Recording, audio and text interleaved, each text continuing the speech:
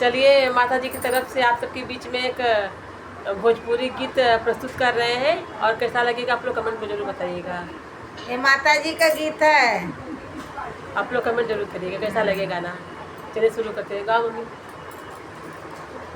गंगा किनारे मोरा गाँव रे, घर पहुँचा दा देवी मैया। गंगा किनारे मोरा गाँव रे, घर पहुँचा दा देवी मैया। घर पहुँचा दा देवी माई से मिलाई दा। घर पहुँचा दा देवी माई से मिलाई दा।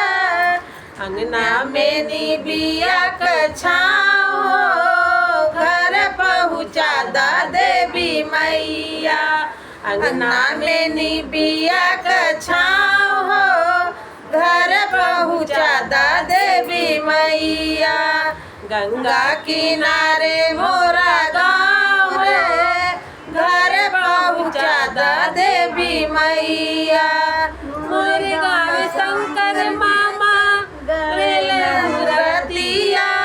मोरे गाँव शंकर मामा गड़ेल मूर्तिया। अम्बावा के छाँव, घर पहुँचा दा देवी मैया। वही गाँव अम्बावा के छाँव, घर पहुँचा दा देवी मैया। गंगा किनारे मोरा गाँव रे, घर पहुँचा दा देवी मैया। गंगा किनारे मोरा गाँव रे, घर पहुँचा दा देवी मैया। हर हर गंगे, हर हर गंगे।